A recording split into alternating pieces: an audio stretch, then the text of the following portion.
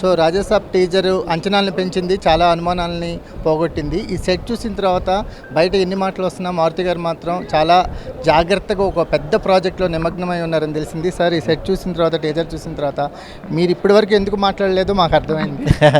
పోన్లో మీకు అర్థమైందని నాకు అర్థమైంది.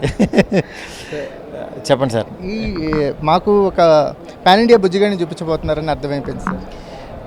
పాన్ ఇండియా బుజ్జిగాడని కాదు, ఇది వేరే క్యారెక్టరు. బట్ ఆ కైండ్ ఆఫ్ జోవియల్ ప్రభాస్ గారిని పాన్ ఇండియాకి పరిచయం చేయబోతున్నాం అంతే.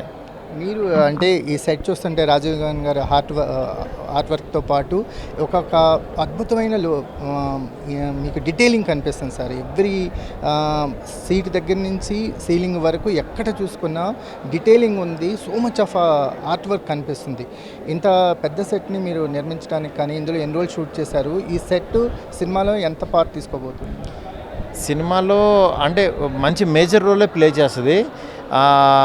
ఎన్ని రోజులు అంటే ఇందులో యాక్షన్ పార్ట్ కూడా తీసాము. అందువల్ల యాక్చువల్గా ఒక నియర్ బై 100 days తీసాం. సూపర్. రాజాసాబ్ అనేది మారుతి వర్షన్ ఆఫ్ ప్రభాస్ గారిని చూడబోతున్నామని అర్థమైంది సార్. ఆయనకున్న ఇమేజ్ని ఎక్కడా కూడా, ఆయనకున్న యాక్షన్ ఇమేజ్ని టచ్ చేయకుండా ఈ మీరు చేసిన ఫీట్ అనేది చాలా డేరింగ్తో చేసే ఫీట్ సార్. దీని గురించి ఏమంటారు?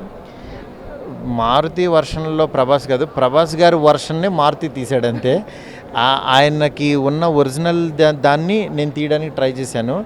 అందుకని మా ఇద్దరిది ఎలాంటి సింక్ ఎంత బాగా వచ్చిందో మా కెమిస్ట్రీ అనేది స్క్రీన్ మీద మీకు కనిపిస్తుంది. ఆయన రియల్ లైఫ్ నుంచి డైలాగులు తీసుకున్నట్టు అనిపిస్తుంది. ఎందుకంత తొందర, మెల్లగా, ఇప్పుడే లైఫ్ కొంచెం అటు ఇటు సెట్ అవుతుంది. ఇవన్నీ కూడా ప్రభాస్ గారి క్యారెక్టరైజేషన్ నుంచి పుట్టిన డైలాగ్స్ లాగా అనిపిస్తుంది. అవునవును, అంటే అది ఆయనతో ట్రావెల్ అవుతూ ఉంటే ఇది బాగుంది కదా, ఇది బాగుంది కదని నేను దేనికైతే ఎగ్జైట్ అవుతానో దాంట్లో పెట్టుకుంటూ తీసుకెళ్ళాను అనమాట. సో టీజర్ రెస్పాన్స్ అద్భుతంగా ఉంది ఇండియా వైడ్.